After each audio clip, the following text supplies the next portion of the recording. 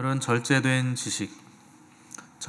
지식이라는 제목으로 우리 하나님 말씀 함께 나누도록 하겠습니다.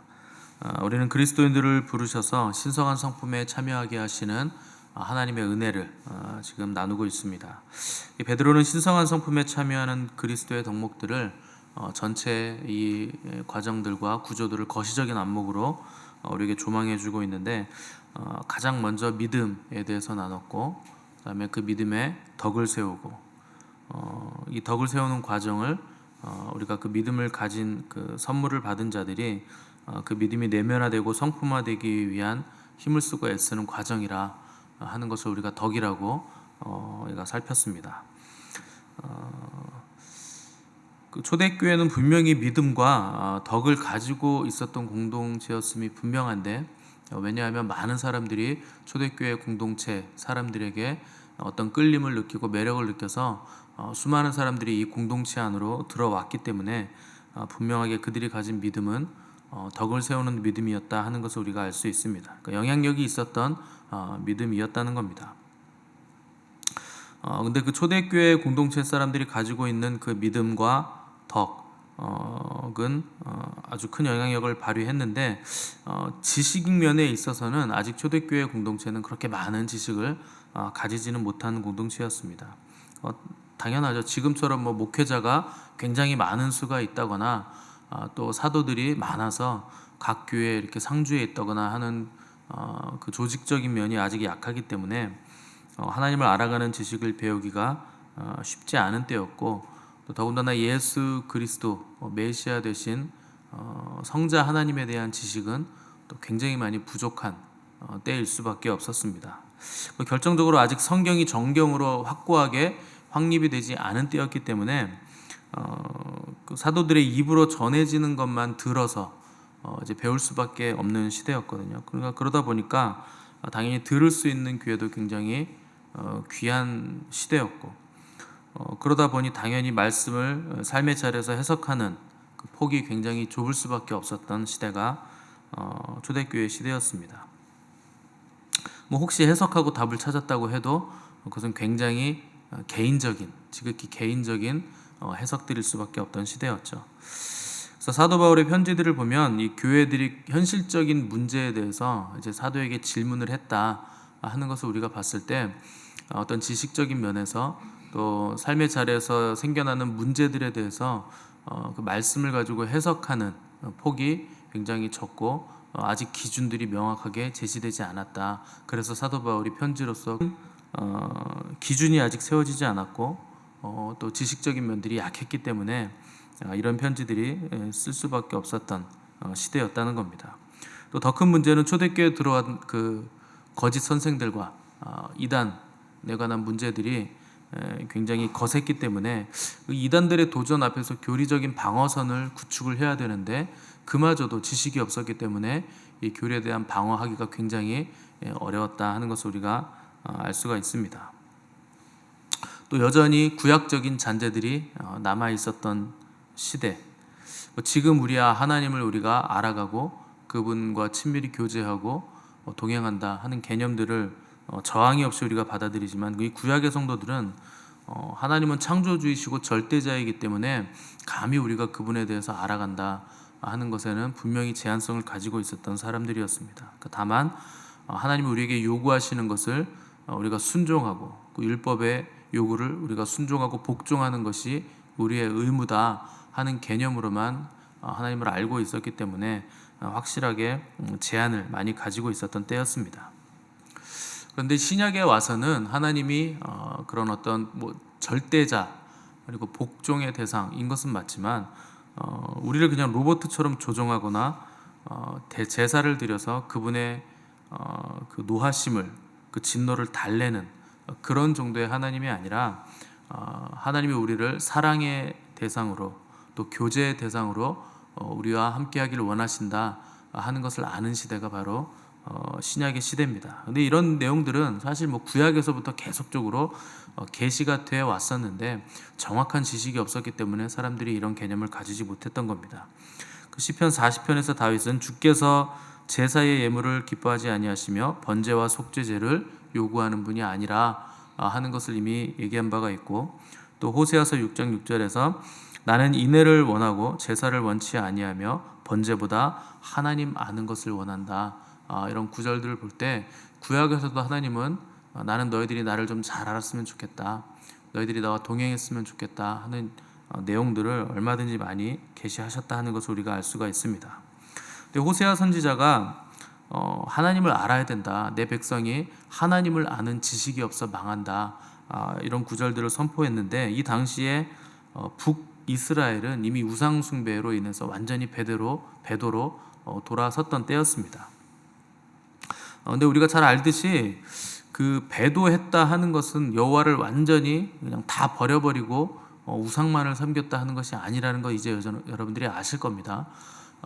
배도라는 것은 하나님도 섬기면서 동시에 다른 우상들도 섬기는 것을 배도라 이렇게 부르는 겁니다. 그러니까 하나님을 완전히 저버린 것도 아니었습니다. 왜냐하면 여전히 성전에서는 제사가 계속 드려지고 있었기 때문에. 그러면서 동시에 바알과 아세라를 섬기는 것, 이런 것들이 음란하게 우상을 섬기는 것이 이스라엘 백성들의 고질적인 문제였습니다.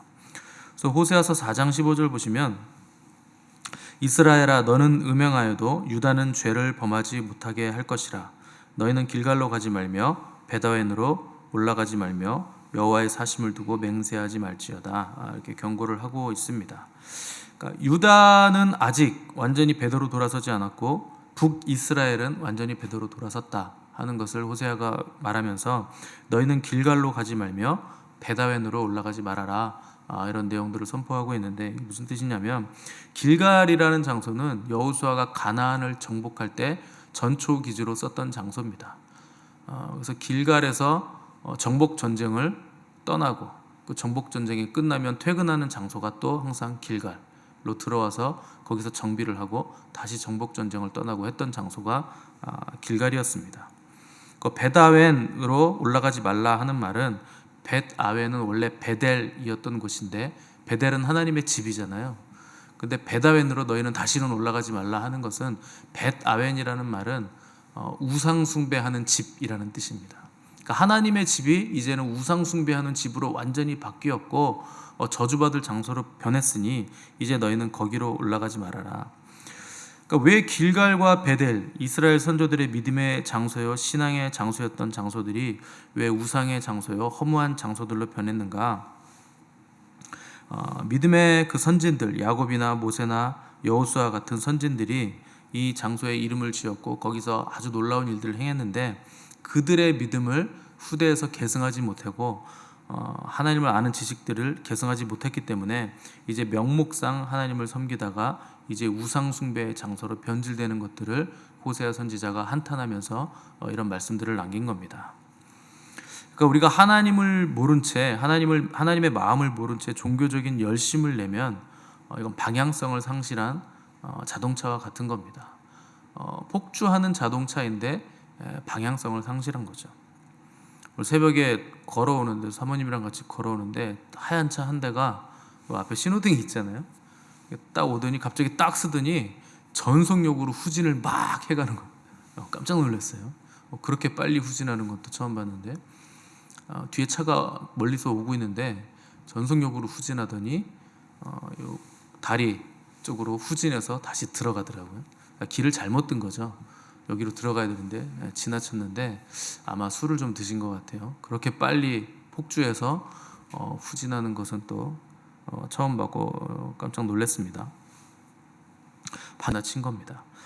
그러니까 종교적인 열심은 있는데 하나님을 알지 못하고 하나님의 마음도 알지 못하는 것은 그 방향성을 잃어버린 내가 가야 할 길을 지나쳐버린 폭주 자동차와 같은 겁니다.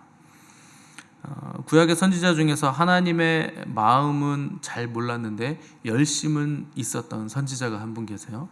그분이 바로 요나입니다. 그 요나는요, 내가 알고 있는 하나님과 실제 하나님하고 괴리가 너무 크니까 굉장히 화가 났던 선지자였어요. 요나가 근데 나쁜 선지자는 아닙니다. 굉장히 열심도 있고 하나님에 대한 것을 내가 좀 알고 싶은 왜 나와 이렇게 차이가 나는가에 대한 분노를 느꼈던 선지자가 바로 요나였습니다. 그러니까 이스라엘의 원수가 아수르인데 아수르의 수도가 니느웨잖아요.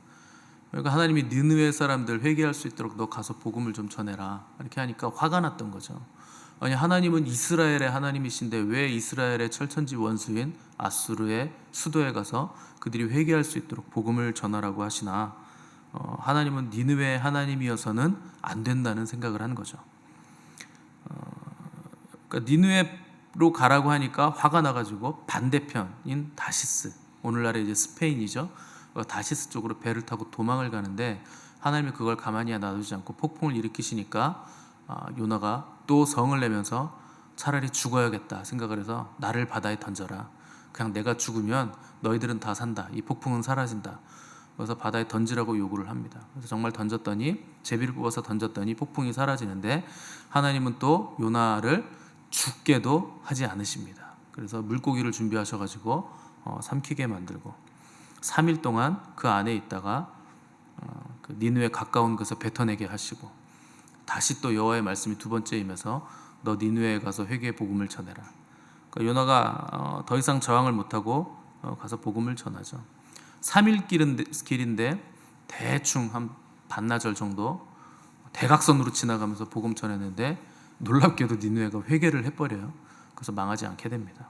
근데 여전히 요나는 니느웨가 망하기를 바라죠. 그래서 니느웨 성 옆에 초막을 대충 짓고서 저 니느웨 성이 언제 망하나 안 망하나 이렇게 보고 있는 겁니다.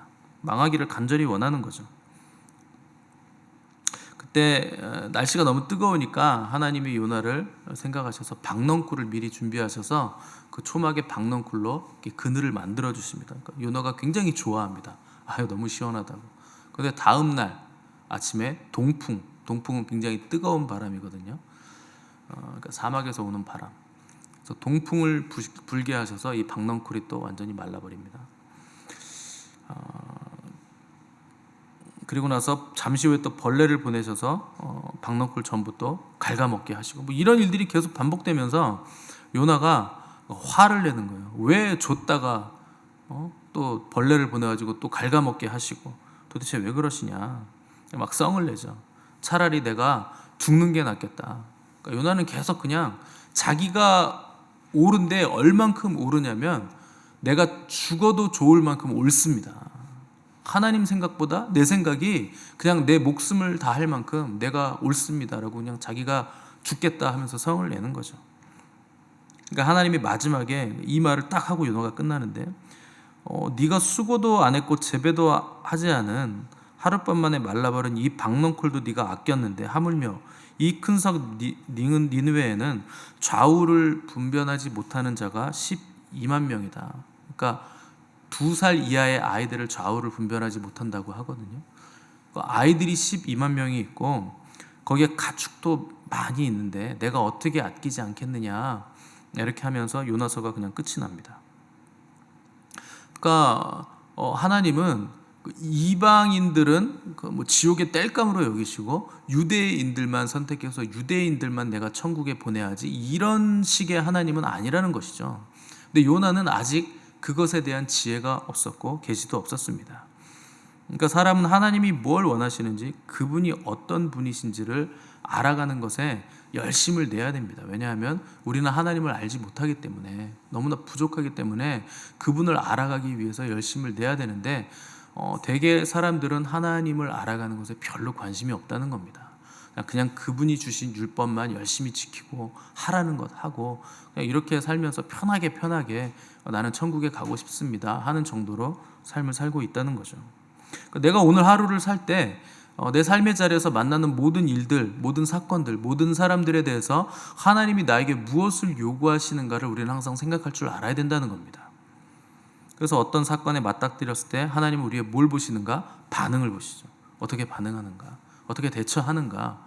그 상황에서 어떻게 하나님의 뜻을 구하고 있는가를 하나님은 보시는 겁니다. 그렇게 질문하고 대처하고 하나님의 뜻을 찾고 구하는 과정 가운데서 우리는 하나님과 그분의 마음을 아는 지식이 점점 확장되어 가게 되는 것이죠. 그러니까 우리가 지금 알고 있는 것이 다 아는 것이 아니고 우리가 지금까지 경험해 왔던 것이 다 올바른 경험은 아니었다 하는 깨달음을 우리가 가지고 있어야 되는 겁니다. 근데 근본적으로 하나님을 알아간다는 것은 어떤 지식적인 논리적인 이런 측면이 아니고 항상 관계적이라 하는 것을 우리가 알고 있어야 됩니다. 그래야 그분과 동행하면서 그분과 관계를 맺어가면서 우리가 하나님을 알아가는 거잖아요. 저번에도 말씀드렸지만 우리가 남녀가 서로를 알아갈 때 공부해서 알아가는 것 절대 아니라고 말씀드렸잖아요.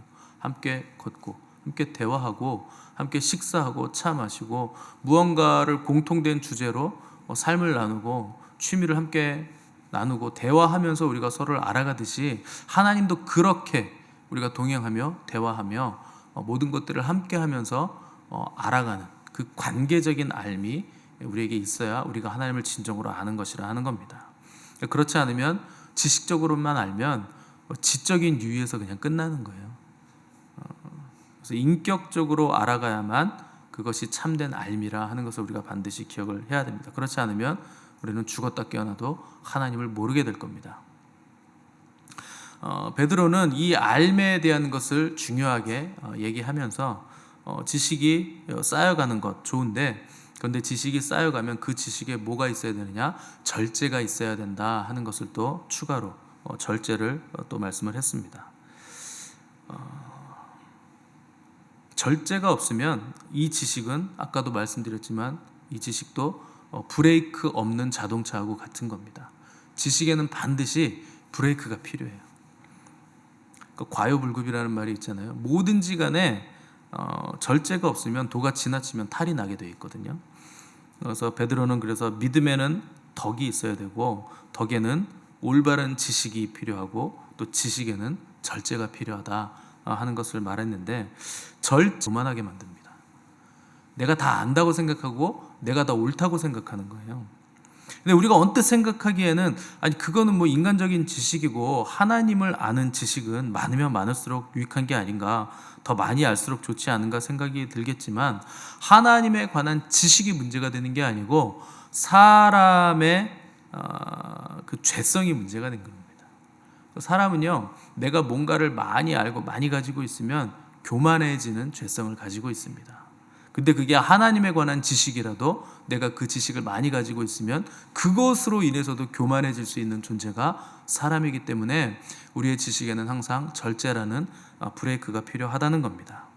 이 초대교회 당시에 믿음의 덕을 세워서 그 덕스러운 삶을, 겉으로 보기에 굉장히 덕스러운 삶을 살고 그 덕에 지식까지 있었던 아주 출중하고 뛰어난 사람들이 있었습니다. 그들이 바로 바리새인들이에요. 바리새인만큼 믿음 좋고 덕스럽고 그 덕에 지식까지 겸비한 사람들을 찾기는 굉장히 힘들죠. 그런데 그 믿음과 덕과 지식이 충만한 것은 좋은데 그것이 나의 의로 드러날 정도로 절제가 없었던 사람들이 바리새인들입니다. 그게 절대적이라고 생각하는 거예요. 우리가 가지고 있는 이 삶의 모습, 이 도덕성, 이 율법을 613가지로 세분화해 놓고 철저하게 이것을 다 지키는 사람들, 그리고 하나님에 관한 지식들이 너무나 출중해서 사람들이 바리새인들에게 와서 율법을 어떻게 지켜야 됩니까? 항상 묻고 답을 해줄 수 있었던 지식의 포화 상태를 가지고 있던 사람들이 바로 바리새인들이었다는 거죠. 겉으로 보기엔 훌륭하고 겉으로 보기엔 굉장히 지식이 많고 겉으로 보기엔 믿음이 좋은데 그 모든 것들을 사용해서 하나님을 높이는 것이 아니라 자기를 높이고 자기를 드러내고 자기 의가 드러나는 삶을 살게 되더라는 것입니다. 그러니까 결국 이들은요, 하나님이 이 땅에 직접 오셨어도 거부하게 됩니다. 자기들의 지식이 절대적이기 때문에 내 지식의 망이 촘촘한데 이 망에 걸리는 것들은 내가 통과시킬 수 없다 하는 것이죠. 그래서 하나님 직접 오셔도, 메시아가 직접 오셔도 메시아를 거부하는 민족으로 지금까지 강팍한 민족으로 남게 되어 있는 겁니다. 그러니까 사람은 그런 존재라는 거예요. 조금만 괜찮으면 내가 정말 괜찮은 줄 알고, 내가 조금만 지식이 있으면 내가 똑똑한 줄 아는 존재, 조금만 성장하면 내가 훌륭해서 성장한 줄 아는 존재, 그게 사람입니다. 때문에 우리는 내가 무언가를 행할 때 그 행함을 통해서 내가 드러나는지 하나님이 드러나시는지를 언제나 항상 되돌아보고 질문할 줄 알아야 됩니다. 그것을 우리가 절제라고 부르는 겁니다. 그러니까 절제라는 말 자체가 자신을 다스리는 힘이잖아요. 내가 나를 다스릴 줄 안다는 것이죠. 그러니까 아까 말씀드린 요나만 해도 굉장히 훌륭한 선지자였고 열심이 있는 선지자였죠. 근데 그 열심이 이스라엘만을 향해 있는 열심이었던 거예요. 이방인에게까지 하나님의 열심이 구약에서부터 일하고 있다 하는 개념을 가지지 못했기 때문에 그 열심이 굉장히 제한적인, 그 폭이 좁은, 오히려 하나님을 제한하는 열심일 수밖에 없었던 겁니다. 근데 훗날 요나는 굉장히 훌륭한 선지자로 변모합니다. 그 뒤쪽에 역사서에 보면 요나에 대한 언급이 또 나오거든요. 굉장히 훌륭한 선지자가 됩니다. 그러니까 방향성을 제대로 나중에 갖게 됐다는 거죠. 그 지식의 한계를 극복하고 하나님의 마음도 알고 하나님의 뜻도 알게 돼서 결국 하나님이 귀하게 쓰시는 선지자로 요나는 변모를 하게 됩니다. 그래서 우리는 지식에 대한 절제가 있어야 됩니다. 지식에 대한 절제가 있다는 것은 내 지식은 한계가 있다, 내 경험도 한계가 있다 하는 것을 인정하라는 것이죠. 그래서 절제란 건, 근본적인 절제란 건 내가 부족한, 그리고 내가 근본적으로 죄인인 것을 아는 것, 내가 한계를 가진 인간이라는 것, 내가 피조물이라는 것, 내가 완전한 존재가 아님을 인정하는 것에서부터 출발하는 것이 절제의 근본적인 시작입니다. 지식의 절제란 것들은 또 영적인 것들을 절제할 줄 안다는 것을 포함하는 겁니다. 그래서 때로는 교회의 덕을 세우기 위해서 사람들을 얻고 섬기기 위해서 자신이 가진 역량들을 제한할 줄 알아야 되고, 귀하고 좋은 것이라도 명확한 목적이 있다면 내가 자제할 줄 아는 것, 그것이 절제입니다. 그러니까 내가 영적인 어떤 은사들도 많고 내가 가지고 있는 재능들, 달란트도 많은데 덕을 위해서, 또 어떤 사람들을 위해서 그것들을 감출 줄 알고 사용할 수 있지만, 얼마든지 역량을 발휘할 수 있지만 사용하지 않는 덕목을 가지고 있는 것, 그것을 절제라 부르는 것이죠. 저는 청년 때, 그리고 이제 전도사 때 이런 것들을 잘 하지 못했어요. 그래서 할 줄 아는 게 많은 것을 감추질 않았습니다. 그래서 뭐 시키면, 목사님 뭐 시키면 다 했어요. 저는 좀 다른 교육자, 부교육자들이 할 수 있도록 좀 감추고 있어야 되는데 할 줄 아는 걸 다 했더니 괜한 미움을 받게 되더군요. 할 줄 아는 게 많으면 미움받죠. 당연하죠. 쟤는 왜 저걸 다 할 줄 알지? 뭐 이렇게 되는 겁니다. 그러니까 뭘 제가 어떤 나쁜 일을 하거나 그 사람한테 뭐 못되게 하거나 뭐 모진 말을 하거나 그러지 않았는데도 그냥 무언가를 많이 할 줄 안다는 그것 자체로도 미움의 대상이 될 수 있는 겁니다. 때로는 내가 할 줄 아는 모든 것들을 다 하는 것도 그건 교만한 거예요. 그래서 그냥 양보할 수 있어야 되고, 할 줄 아는 거 티를 내지 말아야 되고, 뭐 그런 식으로 절제를 할 줄 알아야 된다는 겁니다. 그러니까 귀하고 좋은 것인데, 하나님이 나에게 주신 달란트 다 너무나 감사한 것인데 사람을 세우고 또 공동체를 세우고 교회를 세우기 위해서는 그런 것들도 감추고 자제하고 절제할 줄 아는 미덕이 있어야 된다는 겁니다. 그래서 바울은 이기기를 다투는 자마다 모든 일에 절제한다, 이렇게 말씀을 했습니다. 그래서 나의 경험을 절제할 줄 알고, 내가 가진 지식에 제한을 둘 줄 알고, 또 내가 받은 영적인 은사들을 절제할 줄 아는 사람이 섬기는 사람이 되고 이기는 사람이 된다 하는 겁니다. 우리가 받은 믿음이 은혜로 받은 것이라면 그 은혜는 선물인 거죠. 우리가 선물로 받았기 때문에 은혜라고 부르는 겁니다. 우리가 힘쓰지 않았고 애쓰지 않았는데 믿음을 우리가 선물로 받은 것이죠. 그런데 그 믿음이 우리의 성품화되고 내면화되기 위해서는 치열하게 힘을 쓰고 애쓰는 과정이 필요합니다. 그것이 믿음의 덕을 세운다라는 것으로 표현을 한 것이죠.